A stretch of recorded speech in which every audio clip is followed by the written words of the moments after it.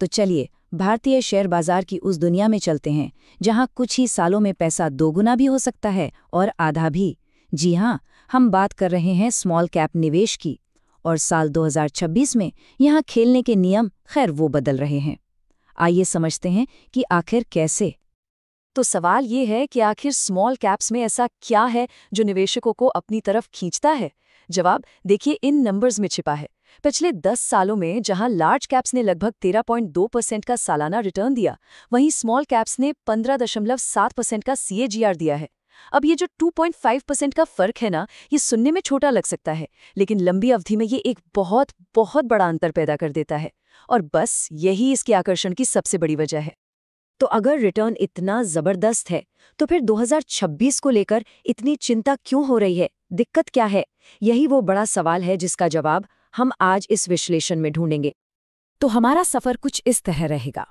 हम पहले 2026 की दुविधा को समझेंगे, फिर इस खेल के नियमों को जानेंगे, टॉप फंड से मिलेंगे, सही मैच ढूंढने की कोशिश करेंगे और आखिरी में एक जरूरी चेकलिस्ट पर बात करेंगे। तो चलिए शुरू करते हैं पहले सेक्शन से, 2026 की स्मॉल कैप द्विधा। यहाँ एक बात गांठ बांध लेनी चाहिए कि जो रणनीति कल तक काम कर रही थी, जरूरी नहीं कि वो आने वाले कल में भी काम करेगी। और देखिए, बदलाव यहाँ साफ दिख रहा है उम्मीदों में। ऐतिहासिक रूप से स्मॉल कैप्स ने लगभग 19% का शानदार रिटर्न दिया है, लेकिन अब भविष्य के लिए एक्सपर्ट्स का अनुमान सिर्फ 11% के आसपास है। ये जो 19 से 11 का फासला है ना, यही वो वजह है जो पूरी की पूरी निवेश रणनीति को बदलने पर मजबूर कर रही है। और यही आज के विश्लेषण का सबसे बड़ा सबक है। अब सिर्फ बाजार की लहरों पर सवार होने का वक्त गया। अब फोकस उन फंड्स पर करना होगा जो हर यूनिट जोखिम पर सबसे बेहतर रिटर्न दे सकें। मतलब स्मार्ट खेलने का टाइम है। तो साफ शब्दों में 2026 का मंत्र है मोमेंटम के पीछे भागना नहीं, बल्कि अनुशासन दिखाना है। और यही सोच हमारे आगे के पूरे विश्लेषण को गाइड करेगी। चलिए अब दूसरे सेक्शन की तरफ बढ़ते हैं, जोखिम भरे खेल के नियम। जरा इस स्मॉल कैप यूनिवर्स को ठीक से समझ लेते हैं कि ये आखिर काम कैसे करता है। तो सबसे पहली बात, ये स्मॉल कैप कंपनी होती क्या है? बहुत आसान है। सेबी के नियमों के हिसाब से मार्केट कैप के लिहाज से जो टॉप 250 कंपनियां हैं, उनके बाद की सभी कंपनियां स्मॉल कैप कहलाती हैं। और हाँ, एक और नियम है, स्मॉल कैप फंड्स को अपनी कुल पूंजी का कम से कम 65% इन्हीं शेयरों में लगाना पड़ता है। अब एक नंबर है जिसे दिमाग में बैठा लेना बहुत जरूरी है, 33%। ये स्मॉल कैप्स की औसत सालाना अस्थिरता यानी वॉलेटिलिटी है। आसान भाषा में कहें तो लार्ज कैप्स के मुकाबले इनमें लगभग 3.25 गुना यानी 2.75 गुना ज्यादा उतार चढ़ाव होता है। और यही इस खेल का सबसे बड़ा रिस्क है। तो फिर 2026 में अलग क्या है? देखिए, वोलेटिलिटी और लिक्विडिटी जैसे पुराने जोखिम तो हैं ही, लेकिन अब एक नया खिलाड़ी मैदान में आ गया है, रेगुलेटर। सेबी और एम्फी अब इस सेगमेंट में जो भारी निवेश आ रहा है उसे लेकर थोड़े चिंतित हैं। उन्हें डर है कि कहीं बहुत ज्यादा पैसा छोटी कंपनियों में जाकर कोई बबल ना बना दे, इसलिए उनकी नजर इस पर बनी हुई है। तो चलिए अब तीसरे और सबसे दिलचस्प हिस्से पर चलते हैं और बाजार के कुछ टॉप कंटेंडर्स से मिलते हैं।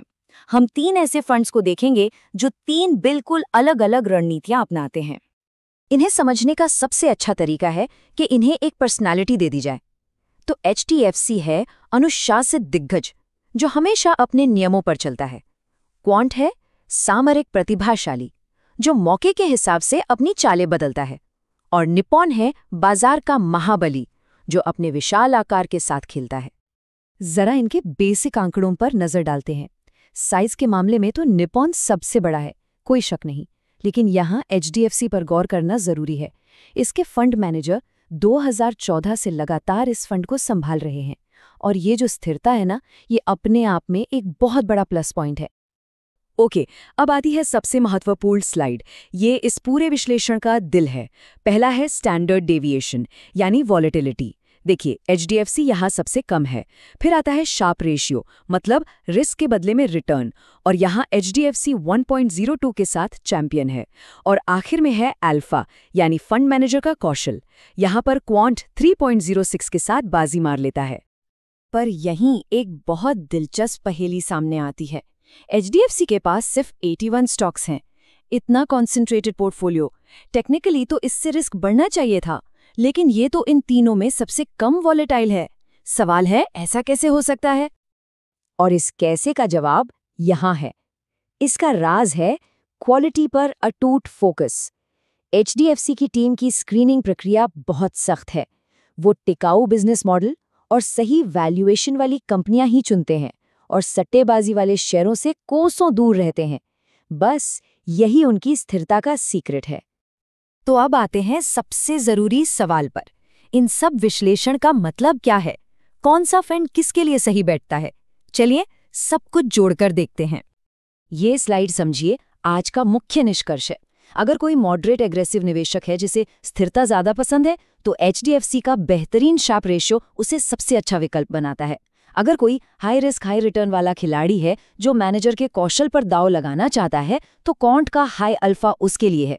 और अगर किसी को ज्यादा डाइवर्सिफिकेशन और लिक्विडिटी का सेफ्टी नेट चाहिए, तो निप्पॉन एक मजबूत विकल्प है। और आखिर में चलिए 5वें और अंतिम सेक्शन पर चलते हैं। कुछ बहुत ही सरल लेकिन ऐसे अटल नियम जिन्हें हर स्मॉल कैप निवेशक को अपनाना ही चाहिए। तो 2026 के लिए ये 3 गोल्डन रूल्स है। रूल नंबर 1, हमेशा SIP के रास्ते से ही निवेश करें। 33% की वॉलेटिलिटी को संभालने के लिए ये अनिवार्य है। रूल नंबर 2, हमेशा डायरेक्ट प्लान ही चुनें। कम खर्च का मतलब है लंबी अवधि में ज्यादा रिटर्न। और रूल नंबर 3, लंबी रेस का घोड़ा बनना पड़ेगा। कम से कम 7 से 10 साल का नजरिया रखना ही होगा। तो इस पूरे विश्लेषण का निचोड़ या कह लीजिए कि की टेकअवे सिर्फ एक लाइन में है। 2026 में सफलता उसे मिलेगी जो बाजार की रफ्तार पर नहीं, बल्कि मैनेजर के हुनर और क्वालिटी पर दांव लगाएगा। और हम इसी एक सवाल के साथ आज की बात खत्म करते हैं। हर निवेशक को अपनी रणनीति के बारे में सोचना चाहिए। क्या वो स्किल पर टिकी है या सिर्फ स्पीड के पीछे भाग रही है? If you like the content, please like and subscribe.